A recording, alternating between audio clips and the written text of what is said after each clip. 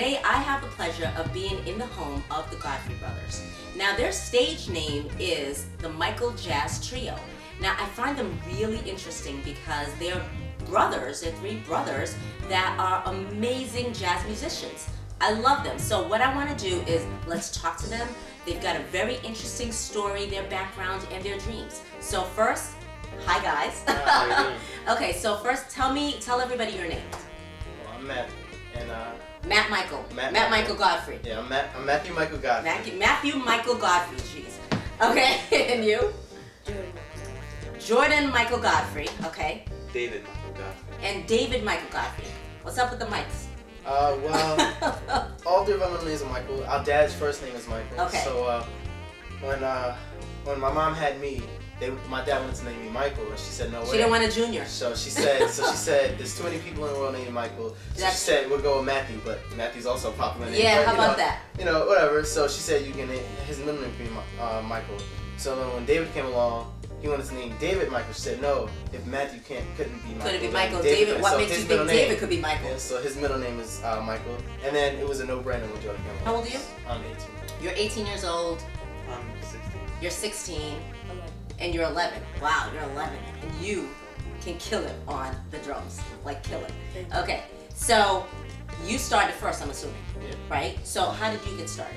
Well, actually, we all started together, but we've been doing music ever since before we could remember. We've always been into music. And when my mom was pregnant with me, she came across when she lived out in Queens, and out there you don't have to have cable or anything to watch television. Out here you did. So all we had was PBS back then, and she would watch PBS, and one of Yanni's specials came on. I believe it was the Tribute. Uh-huh. Yeah, the Tribute special came on. No. The Acropolis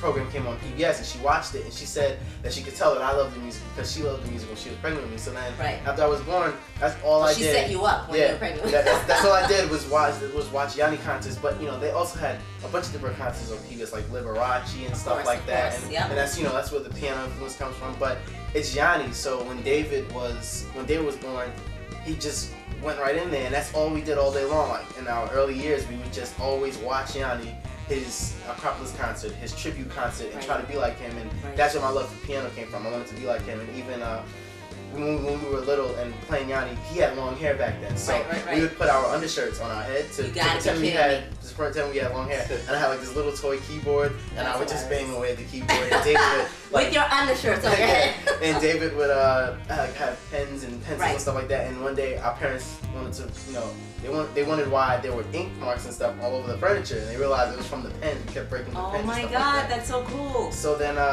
when Jordan came along, he watched Acropolis too, and he was just captivated. As if he had any choice, but go ahead. He was captivated by Charlie Adams' drum solo. He has an epic signature drum solo that he does that everybody remembers from the Acropolis concert. Sure. And he would ask my mom, this is before he could talk. Like he'd signal, rewind, I want to watch it again. At the end of it, put it back on, and that's really how that happened. So then, when I got into 4th grade, in my school you couldn't play keyboard or piano in the band, so I picked up percussions, and I played percussion instruments in band.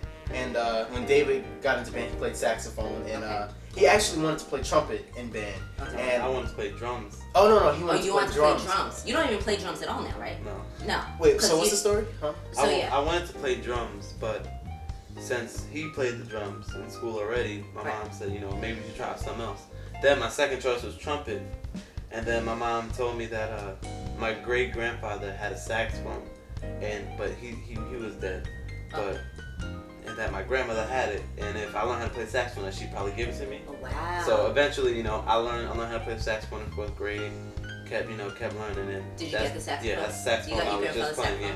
Really? That's so cool. Wow, that's special. Years old. That's special. That's really special. When did you get your first drum set?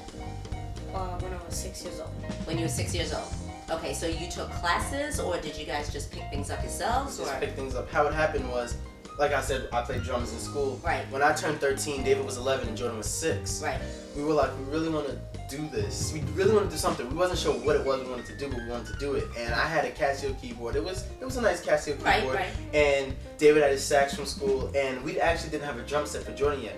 We had marching timbales from that we had left over from when we were in Long Island Sound marching bugle corps. Sure. And we actually, all three of us were in that, and David played baritone horn, and Jordan played timbales, and I played snare drum. And that's what we like to say. That was the start of the trio. We were a Michael Jazz trio, but that's the first time the three of us played in a group together. You know? Right. So now you all go to the same school, are you? Or the two of you? We get homeschooled. Oh, you're homeschooled. Yeah, we went to centralized schools, and then my 10th grade year and David's 9th grade year, we got pulled out. No, my 11th grade year is 9th grade year. We got pulled out to be homeschooled so that we could have more time to work on music practice and stuff and travel if we needed to. You know, 2009. So 2009, and you guys lived in a shelter. Yeah, we lived in a shelter, and So that the was three like, of you and your mom. Yeah, our mom and our dad. Yeah. And your dad. And okay. this was like the lowest point for us. And like a thing that people say about us a lot. They're like, "Wow, you guys never give up," because even when we got there, we never get the music. Now there are so many rules when you move into a shelter and stuff like that, on like curfews and stuff like that, and you know, noise and how many things you can bring into the unit and stuff like that. So of course curfew is bad for us because we perform, you know, at night all the time, and so how'd you handle that? Moving things in, you know, you can't bring it in. So at first we just coasted by, and what happened was they got to know us then, and the rules kind of changed for us. Like they let us, a little bit of privilege. Yeah, they let us practice in the rec hall at night when it closed. They let us go in there and set up our stuff and practice. And we were allowed to get curfew extensions for gigs and stuff like that, and stuff that we did. And I remember the biggest moment we had, we auditioned for the Apollo when we were in the shelter. Okay.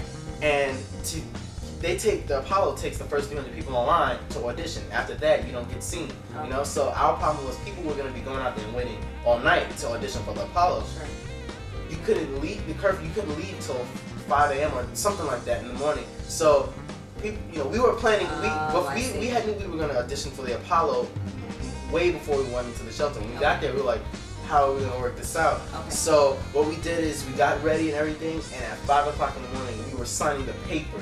Not getting ready, we were signing the paper to leave.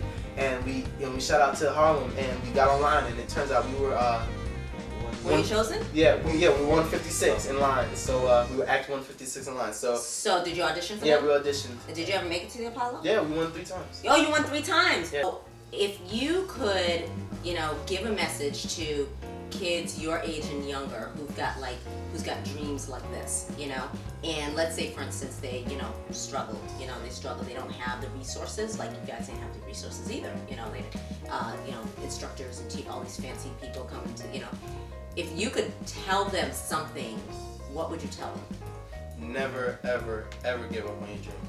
No matter what, I don't care what comes in your way.